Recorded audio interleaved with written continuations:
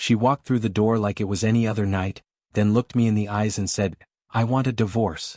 After 17 years of marriage, I didn't know it yet, but that moment was just the beginning. Hey fellas, thanks for taking the time to hear me out. What I'm about to share isn't easy, but I feel like I need to get it off my chest. This is a story about betrayal, one I never thought I'd have to tell. My name's Mike and my wife's name is Jen. We've been married for 17 years. On the outside, we were the picture of a happy family, 2 amazing kids, our son Jake and our daughter Emma. Lately though, something's been off. Jen's been working late more and more. Tonight was no different. It was pushing 10 o'clock when she finally walked through the door. By then, I'd already had dinner with the kids, helped them finish their homework and tucked them in an hour before. They didn't ask much about where she was. Honestly, I don't think they understood why their mom wasn't around as much anymore. What really hit me tonight, though, wasn't just her absence. It was everything else that's been piling up. I'd spent the last hour going through our finances, trying to make sense of where we stand. And the truth is, it's bad. Real bad. Over the last couple of years, our income's taken a huge hit, and things have just been sliding downhill. The crazy part? Jen hasn't changed a thing. She keeps spending like nothing's wrong, like we're not inches from the edge. A few minutes before she got home, I'd finally finished paying off our latest round of bills. It was a tough moment, looking at those numbers and realizing we might only have a few months left before things fall apart. And in that moment, my mind just started drifting. I sat there, alone with the weight of everything, wondering if I'd taken a wrong turn somewhere, if this was the point where everything I'd worked for started to crumble. It felt like I was sitting on a ticking time bomb, one that I couldn't see but could feel in my bones.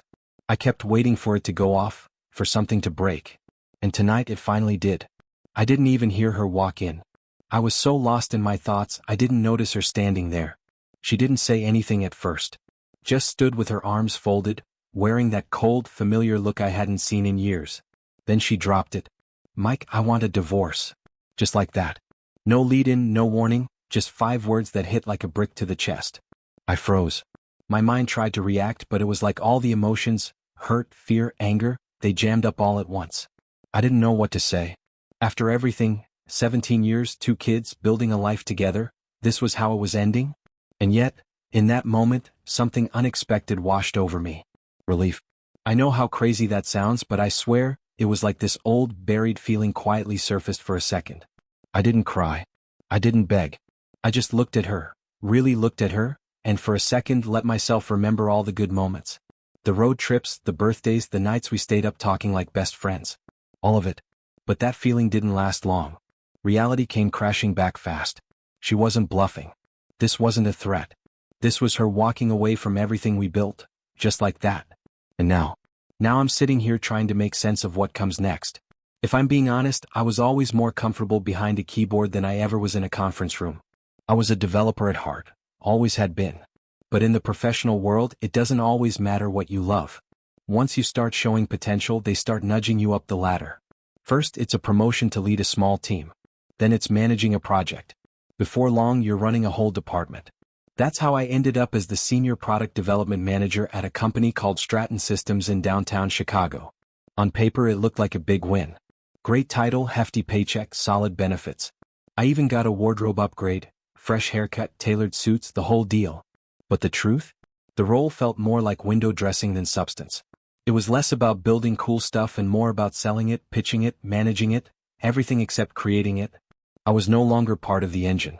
I'd become the guy expected to stand on stage and talk about how it worked. Still, I can't deny I earned that seat. Out of all the candidates, I was the only one who truly understood the product, because I'd built it from scratch. I was there at its inception, molding every line of code, guiding it through 6 major iterations. When clients had tough questions, I had the answers. When the team hit a wall, I was the guy they called to get things moving again. But slowly, I felt myself drifting further and further away from what I loved. The meetings? Oh man, there were so many meetings.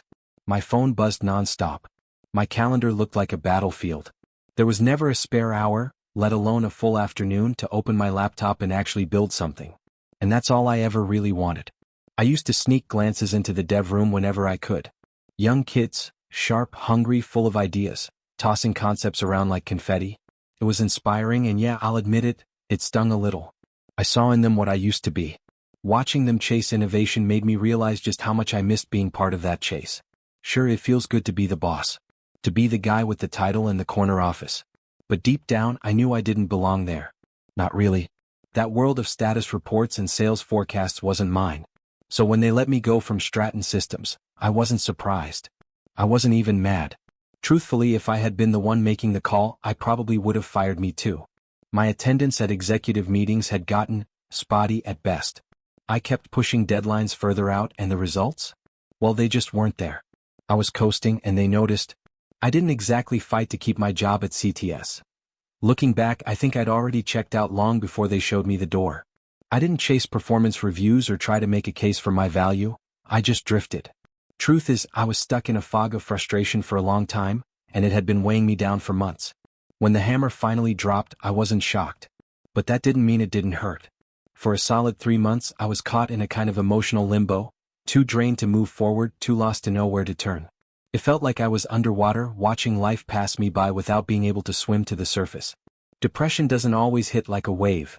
Sometimes it's slow, like the tide pulling you out further and further until you don't recognize the shore anymore. Eventually, I started to claw my way back. It wasn't a grand moment of clarity or some inspirational turnaround. It was more like inching my way out of a tunnel, blind, just hoping there'd be light at the end. It took another month of mental strain before I managed to find something resembling a path forward. It wasn't perfect, not even close, but it was something. And at that point, something was better than nothing. What saved me, what really kept me grounded, was my kids. Jake and Emma.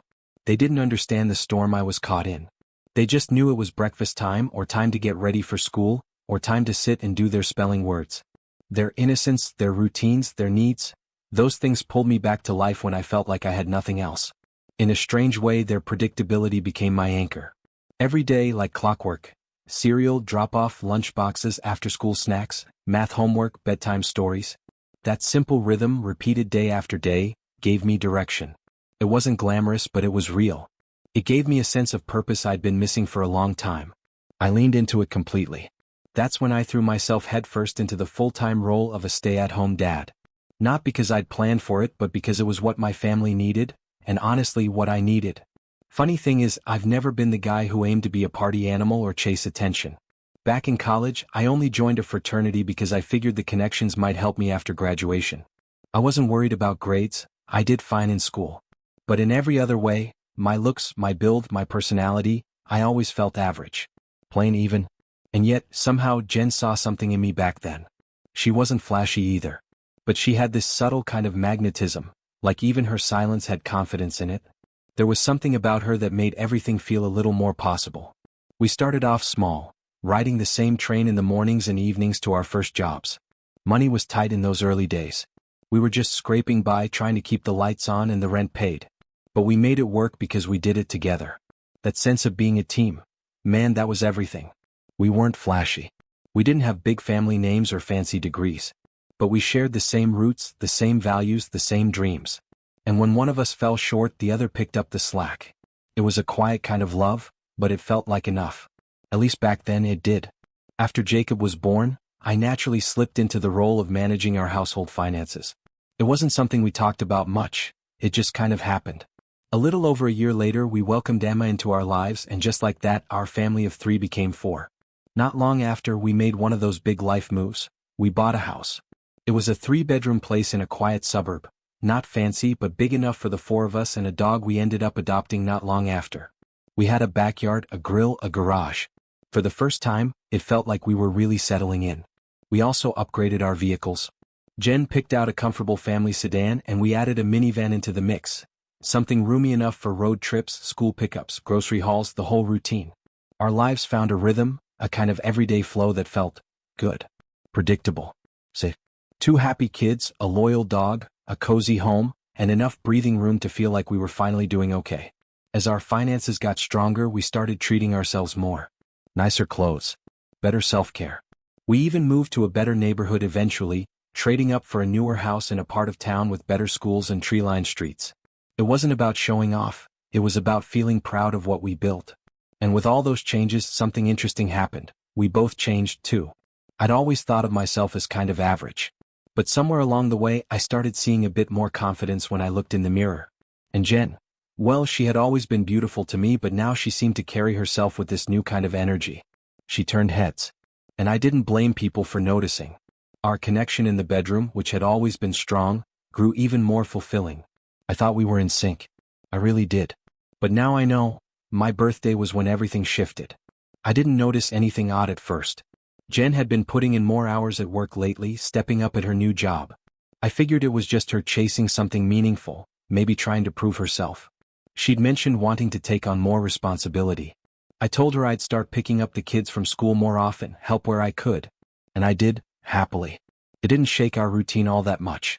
I kept working from home, handling dinner, bath time, bedtime. I stepped into more of a caregiver role while she chased her ambitions. I was proud of her.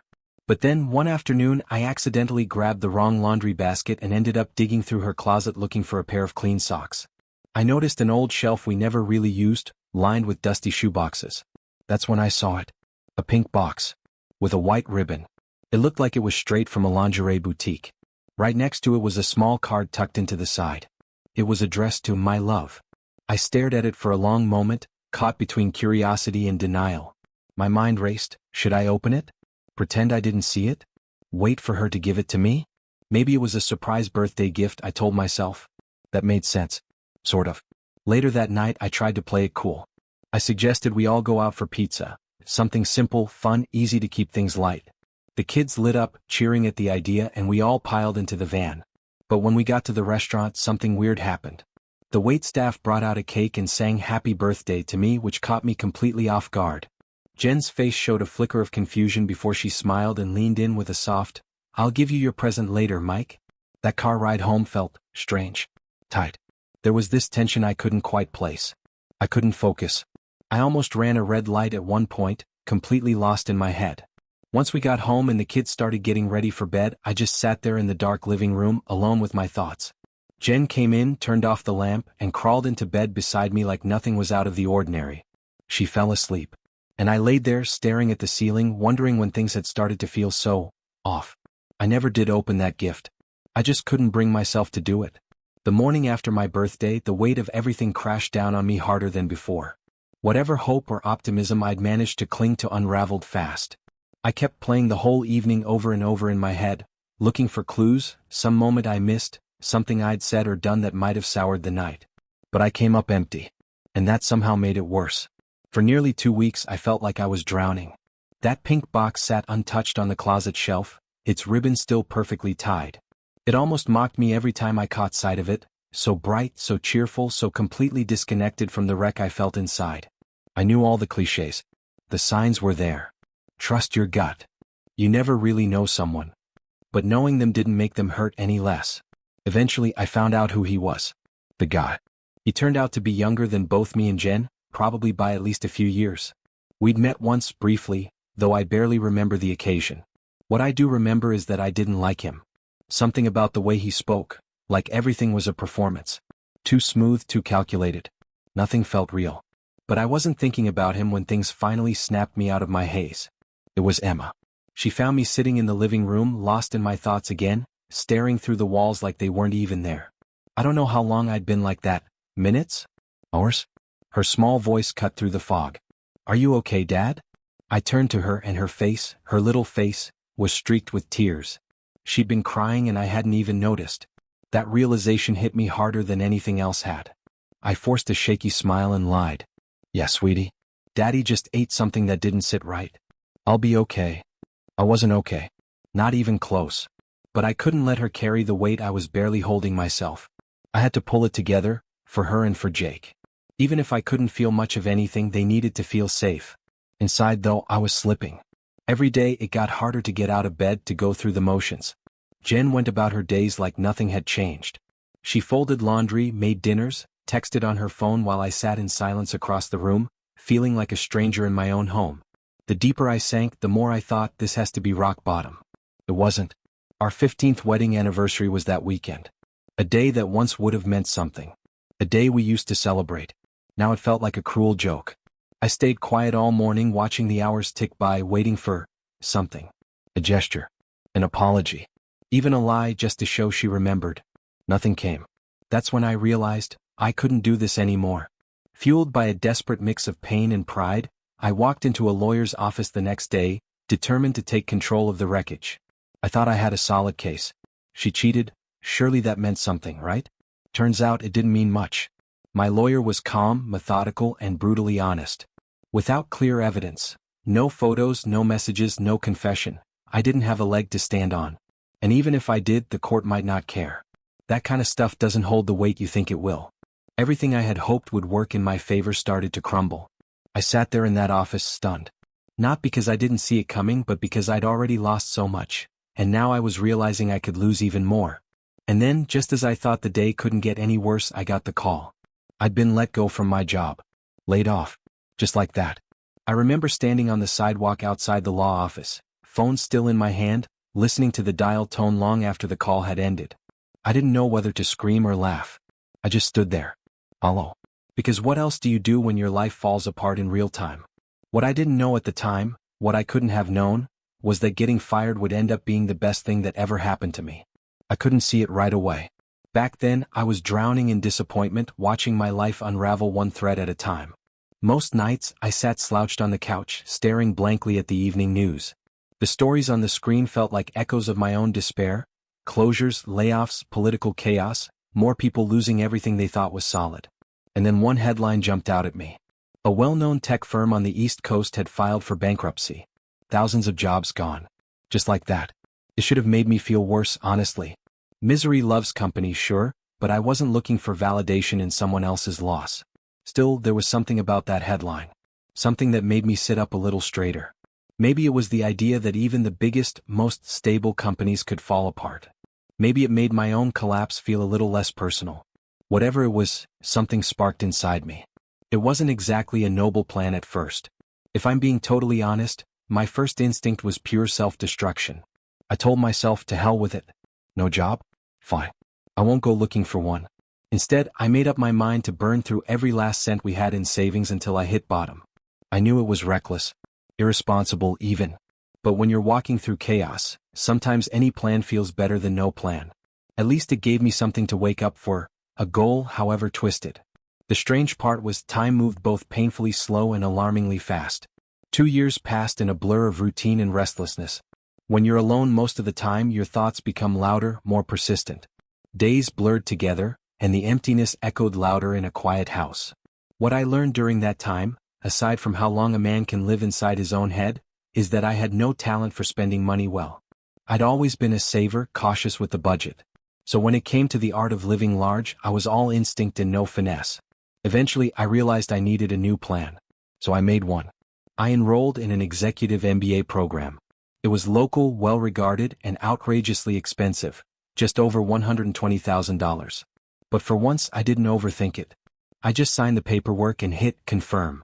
Then, in a moment of impulsive bravado, I went out and bought myself a brand new luxury SUV, sleek, black, and absurdly comfortable.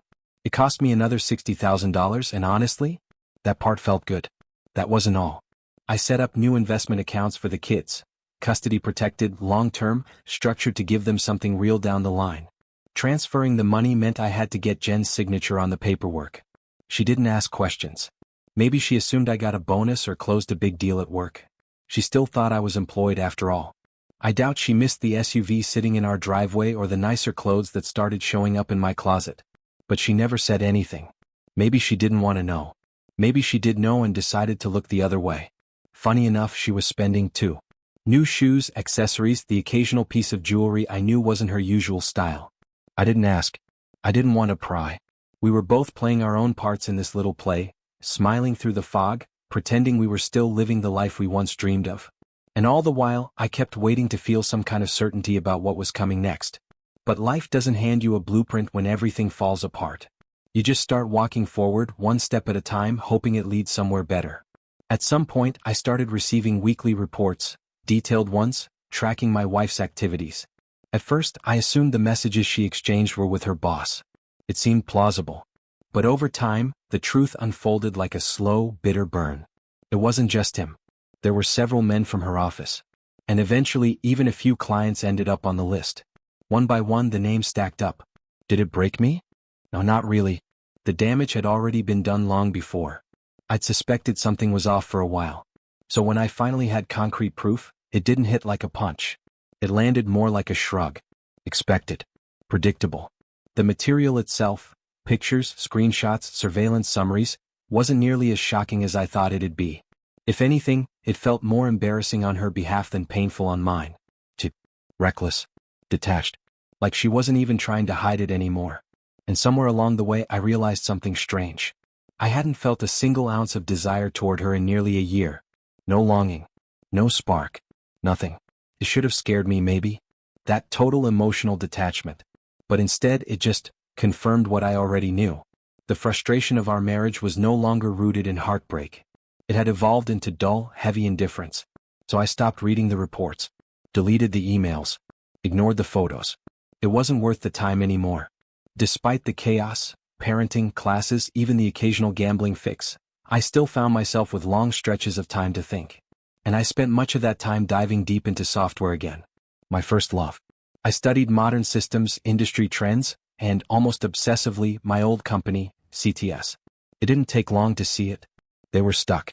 Even though they were keeping afloat, stable revenues, a decent market share, they weren't growing. They weren't innovating.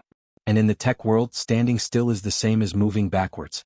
It was strange to watch from the outside but also validating. I hadn't failed them. They'd chosen stagnation. Outside of tech, I started studying something else too: divorce. The legal angles, the emotional fallout, the tactics, the traps, everything I could get my hands on. Ironically, while I was preparing my exit, Jen began to show signs of concern. She started asking questions about why I was so withdrawn, why we weren't communicating. She talked about trying to fix things. She said she missed us, that we could rebuild. I didn't say much. In fact, I said nothing at all. Her efforts stretched on for weeks. Apologies. Soft moments. Attempts to reconnect. I listened silently, offering no response, emotionally absent but physically present. Then her birthday came around, and I saw my moment. I wrapped her gift in the same paper she'd used on mine nearly a year earlier. It was a subtle callback, intentional. And I left it on the dining table with no note, no explanation. Inside the box was something simple, quiet, symbolic. Divorce papers. She didn't even need to open it to know what it was. Her face said it all. "Michael," she said, "I want a divorce." I nodded. That's what I'd been waiting for. I expected she'd jump at the chance to take control of the process. But oddly enough, it took almost a week before she formally filed. When I read the paperwork, I had to laugh, quietly, bitterly. The accusations? Mental cruelty. Emotional manipulation. Uneven property distribution. Demands for spousal and child support. She painted a version of me I didn't even recognize. But I didn't fight it. Not yet. I waited. I gave it time. And then, the day before our scheduled hiking trip with the kids, I made sure they were out of the house. Because I was ready to start playing my hand too. Eventually, I took legal action. I filed civil suits against Jen's employer as well as 3 companies tied to clients she had been involved with. I never truly believed I'd win those cases outright. Legally, they were shaky at best, but that wasn't the point. It was about visibility. About putting pressure on the institutions that enabled her behavior. Even if the lawsuits didn't yield direct compensation, I figured the risk of negative publicity might push some buttons. As part of that same strategy, I sent a carefully edited DVD to her parents and her closest friend. It wasn't done out of spite, it was a calculated move. Proof that I wasn't bluffing. That I was willing to use everything I had if it came down to it. I needed them to understand I wasn't playing nice anymore. That part of me, the one that once protected Jen's reputation, was gone. The day she found out, she cried. I watched a single tear roll down her cheek as she looked at me across the room, devastated. "Do you hate me that much?" she asked. Her voice didn't waver, it was firm. There was still some fire in her, some fight. But I didn't flinch. I took a moment to breathe before answering. I wanted to be clear. "No, Jen. I don't hate you," I said quietly. "Hate takes energy. And I don't spend mine on you anymore." She blinked. "I've put every ounce of myself into our children. Into rebuilding what I lost. Into protecting me. Not into chasing ghosts or trying to punish you. You're simply not a factor anymore." She started to speak, maybe to defend herself, maybe to offer an excuse, but I stopped her cold. "No. Don't. Let me finish." I stood tall and kept my tone even, calm. "I'm not stopping the kids from seeing you. I'll never weaponize them like that. But your decision to stay in this city, to rebuild your life here, should not hinge on their presence. You have a choice. Leave and start fresh somewhere else, or stay and deal with whatever comes from the mess you made. I paused and added, maybe you'll find someone who can overlook what you've done. Someone who's either blind or broken enough to accept it. But you know what kind of man that would be. There was nothing left to say after that. The divorce settlement came through shortly after. To be honest, I expected far less. My attorney had warned me not to get my hopes up, but in the end I walked away with over $1 million. That was no small win, especially considering how things had started. I later found out that once the lawyers representing her employer and those client companies saw just how aggressive and organized my filings were, they opted for a quiet settlement. No headlines, no courtroom drama, just a neat resolution behind closed doors. They knew the cost of bad publicity and they weren't willing to pay it. As for the fallout, it wasn't just our marriage that ended. The exposure triggered other divorces. Wives who found out what their husbands had been up to, women who reached out to me privately in the aftermath, thanking me for shedding light on something they hadn't seen, or had chosen not to see. The ripples weren't glamorous. They weren't clean. But they were real. And through it all, I remained focused, not on revenge but on rebuilding. On being the father my children needed. On being the man I'd once lost sight of, but was finally becoming again. What I didn't realize at the time was that I was still doing damage to myself. Just by living where I lived, by staying in the same town and walking the same streets, I kept running into people who knew. People who whispered, who stared, who sometimes laughed outright when they thought I wasn't looking. For a while, the ridicule and mockery became relentless. Whether it was dumb luck or just plain misfortune, I couldn't seem to escape the weight of my story. But honestly, it didn't sting the way it once would have. I'd already spent years drowning in shame and disappointment. I was numb to judgment. Someone calling me a fool behind my back couldn't compete with the things I'd already told myself in the mirror. Still, there were moments, small, surprising ones, when kindness broke through. A few people reached out, not out of pity but out of genuine connection. Strangers became acquaintances. Acquaintances occasionally became allies. And then came a gift I hadn't expected at all, my final severance from CTS. It was generous. Shockingly generous. Whether it was an oversight, a sense of guilt, or just a final attempt to close the book cleanly, I don't know. But it was enough that for a moment I toyed with the idea of early retirement. That idea didn't last long. The truth is, without somewhere to be, without a reason to wake up and walk out the door every morning, I knew I'd crumble. I wasn't built for isolation. Not anymore. So I used that gift to bring someone into our lives. Her name was Maren Jensen. A kind-hearted, no-nonsense woman in her late 60s who came on as a housekeeper and nanny.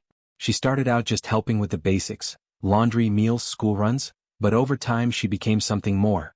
She became family. She stayed with us until both kids left for college. And when the house finally felt quiet again, I made her an offer. As a thank you for her years of loyalty and love, I gave her a small pension, free room and meals for the next 15 years, no strings attached. She accepted with tears in her eyes. Maren was more than a helper, she was a quiet mentor. She pushed me, gently but persistently, to reopen myself to life, to joy, to love. She'd tell me, "You've got more to give than you think, Michael. Don't shut the door and call it peace." I appreciated her words. I really did. But some part of me had already closed off. In the end, she passed away without seeing that change in me. And that's something I still carry. Turns out, our bond wasn't just practical. She had found meaning in our little patchwork family too. I wasn't just someone she worked for, I had unknowingly filled a space in her life that had long been empty. As for Jen, her life took a turn after the divorce, one that surprised me. Despite everything, she kept trying to reach out for almost a year. Calls, emails, letters, never hostile but never quite welcome. I couldn't tell if she wanted reconciliation or just wanted to stay tethered to the kids, but either way, I drew a hard line. I made it clear, we were done. Completely. When I heard she was still hanging around town, I quietly arranged surveillance, not to punish her but to stay informed just in case. And that's when I found out about the incident. She'd shown up uninvited, again. This time with a black eye. Her new partner had hit her. He pleaded guilty to trespassing and assault, but as a first-time offender he walked with a suspended sentence. After that, Jen never reached out again. A year later I stopped watching. I didn't feel the need. I heard she eventually found steady work, cleaning rooms at a roadside motel nearly 700 miles away in some remote corner of Virginia.